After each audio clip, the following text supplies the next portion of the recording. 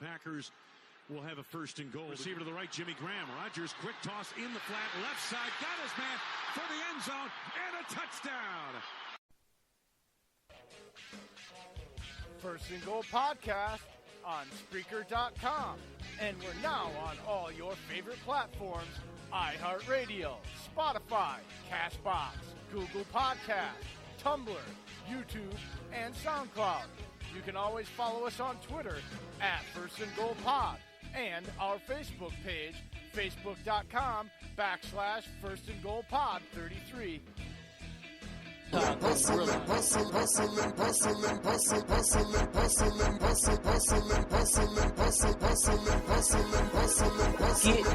yeah. Get money, yeah.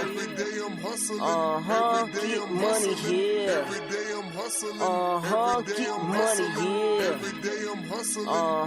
Get money, yeah. Every day I'm 3, 2, 1.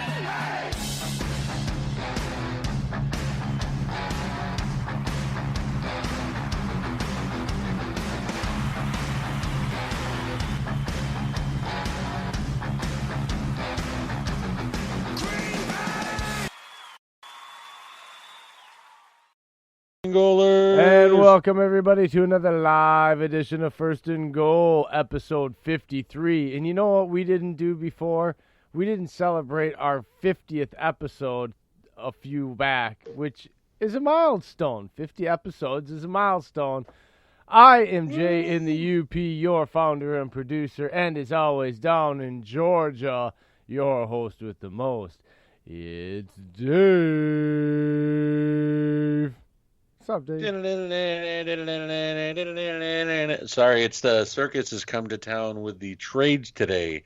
I woke up this morning, looked on my phone, boom, trade.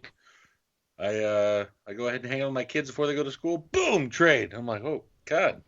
And then I go to the mall with my kids and my wife before I get ready for work, boom, trade. I'm like, oh my God, it just wouldn't stop today. So, you know what, Jay? We're going to jump right in. We got to get some NFL news because this is a big day. Like, it's been very quiet on the home front, you know? Yes, and you know what the funny thing is, too, is a lot of those trades were, guess what, guys that you talked about that people said, oh, they weren't worth this, weren't worth that, and they went for higher than what you were suggesting. Just an aside. Bingo. All right, first of all, folks, well, I rolled out of bed, looked at my phone, saw a little fuzzy thing that said team starts with a P. So I got a little excited. I was like, oh no, really? Who do we trade for? And I thought it was the Packers. And the next thing I see, second round, I'm like, oh God, who'd we give up? What do we do? But then I saw Patriots. I'm like, okay, a little less worried. I see they traded for Mohamed Sanu. Folks, I love Mohamed Sanu as a wide receiver. I love him as a player on the field in general. I always have.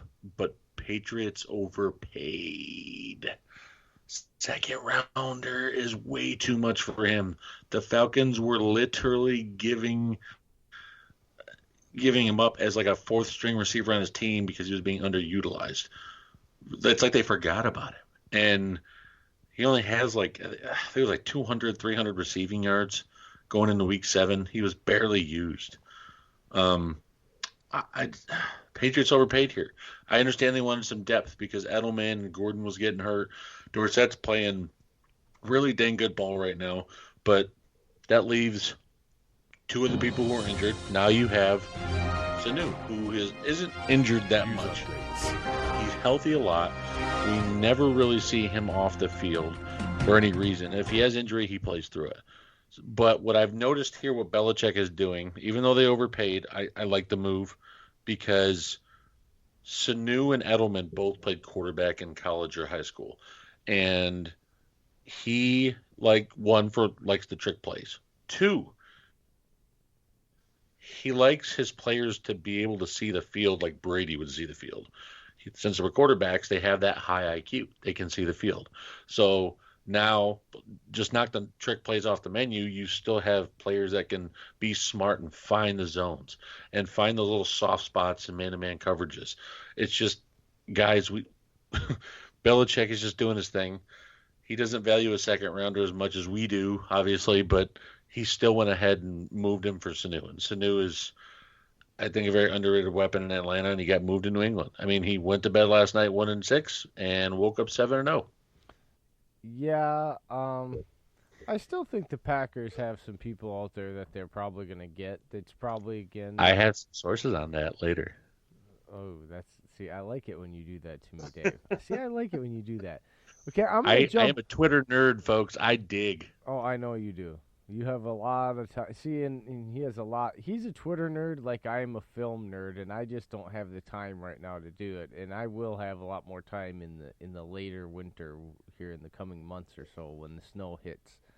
I'm like stuck inside. But anyway, I want to jump in quickly because I want to talk about a guy that I have backed in this conversation you were a part of today on our account. It's Baker Mayfield. And yeah. I don't want to sound like a Baker Mayfield apologist because, let's be honest, you know me, he's been terrible. He's been thrown off his back foot.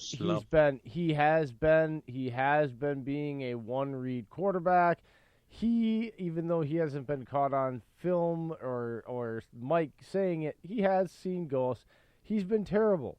But here's the problem I have with everybody tearing him apart because they didn't like him in the first place. He's literally not even, 6 games into his second season, and he didn't even start for his first 6 games. And we are joined now by Mr. Busby also. Hi, Dillon. Hey, what's going on, guys? We are, just so you catch up, I am discussing the Baker Mayfield I'm going to keep waving and make sure it thinks his computer's freezing. No, shut up. Stop it, Dave. You're distracting me now. I'm a great distraction. Anyway, Baker Mayfield. Back to my point.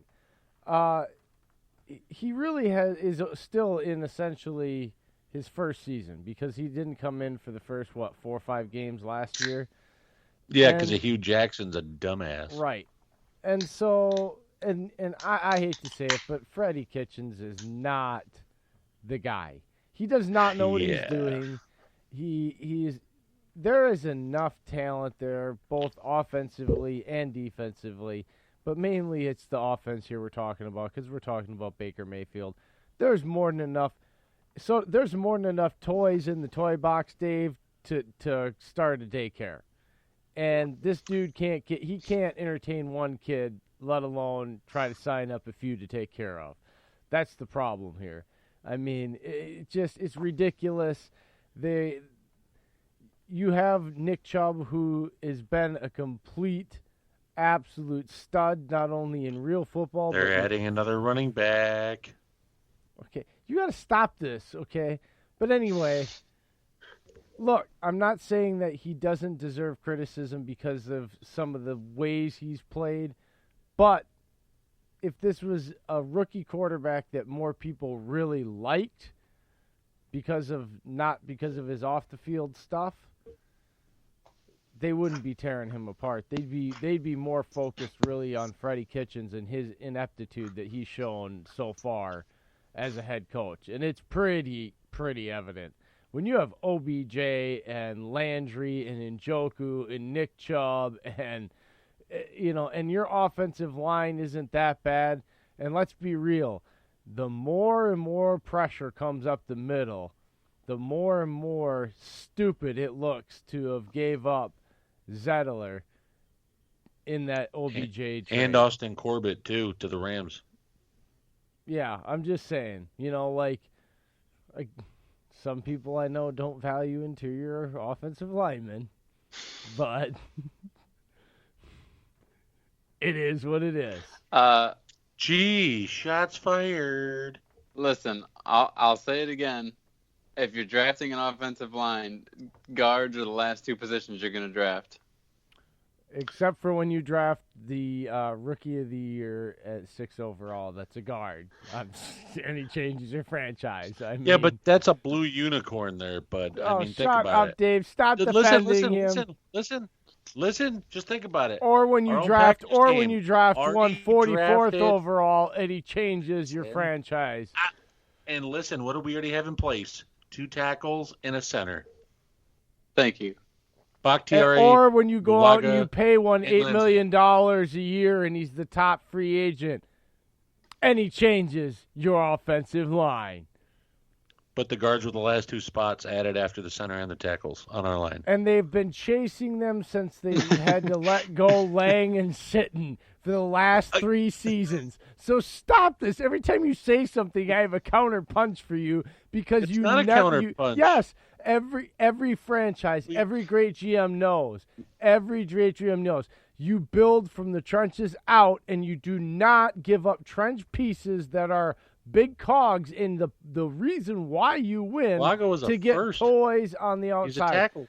Balaga is the only first-round pick on that entire offensive line. And then The next Bakhtiari was a highest fourth. pick, the next highest pick is Jenkins, second round. But I'm not going by the draft pick. What I'm saying is, fifth round. what did we have in place by the Turner's time we fifth got round. Turner and Jenkins in the same offseason? A center and 2 tackles. And before we had a center and 2 tackles, what did we have? Sitting in lane, guard, pow, pow, pow. Obviously, they weren't that important because they got let go. Pow, pow, pow. No, they got let go because they got old and the other guys around them were young. And then they tried to replace Because them. guards Pow, are pow. expendable. Okay, you're just losing this argument. Just move on. Just come on. It's pathetic. Stop. Usually the people who It's talk fast pathetic. are the ones who lose It's the pathetic. arguments. Stop. No, you're wrong. Not really. Go on. It's Next okay, one. Dylan. I agree with you full-heartedly. Anyways, before we get going Pow! anything else, we got a limited time schedule for our Agent Busby tonight. I went ahead and talked about Sanu to start off with on News Files. That's a biggie going to, I know, Fantasy Files for New England. So I'm going to let you go ahead and run away with that, Dylan. Honestly, I don't think the Sanu move, it helps Tom Brady, but I don't think it helps Sanu as much as, say, the Emmanuel Sanders trade might help his numbers going forward for the 49ers. You know what I mean? I do think it's a great move for the Falcons. I mean, to get a second rounder at this point in Mohamed Patriots Sanu's overpaid. career. Yeah. Yeah, so that's a pretty good move by them. But yeah, like I said, I think it helps Brady, but individually, I don't think Sanu is someone that I'm rushing to try to trade for or, pick up off the wire if he's still out there. You know what I mean? Yeah, I mean, obviously he's going to be a wide receiver 3 because you're going to have Edelman and Gordon. Watson's still going to get some targets. But yeah, Sanders is definitely the better one, man. I mean, you went ahead and you have wide receiver 1 in that locker room right there because nobody else on that wide receiver 1, think about it. There's no one else there. No, and that's the thing now we got to find out is the problem that the wide receivers are not getting open, or is the problem that Jimmy G isn't finding them? So, Gun shy Jimmy. I'm just saying I haven't seen anything spectacular out of him all season long. I know that the receivers aren't exactly, they haven't been studly and they've all been banged up, it seems like. But, I also haven't seen anything out of Jimmy to say, if only he had Emmanuel Sanders. If only. So we'll see there. I mean, that game, obviously, against Washington, nothing was going to happen through the air in that storm. So, yeah, and I mean that game right there was a classic mud bowl. yeah. It was fun to watch, though. I loved watching it. I Man, mean, that's a mud bowl, man. You just smack each other around and freaking go 2 inches underneath the mud, come out looking like you're a Cleveland Brown. Yes, it takes you back to the days of being a little leaguer, forgetting you even make $20 million a year. I wish I made $20 million a year, but maybe our dream here will come true. Yeah, come on. But also I had another trade, or not a trade, but an IR move that surprised me because I didn't think he was hurt as he was. Kerryon Johnson. Yes. It said he was week to week yesterday, and he must have got an MRI or a second one from like a private doctor. I didn't see any results, what they found to make him go to IR. Did you happen to find anything? I didn't see anything special, but like you said, it was quite a surprise because, yeah, I mean, coming out of the game, that didn't seem like anything serious, and then all of a sudden... He walked off on his own power. Yeah. All of a sudden we find out best case scenario is he's back week 16, so... If you ask me, Ty Johnson becomes the top waiver wire pickup as far as running backs go. What about J.D. McKissick in that offense? I know that they use him a lot of throwing downs. Yeah, and in PPR, his value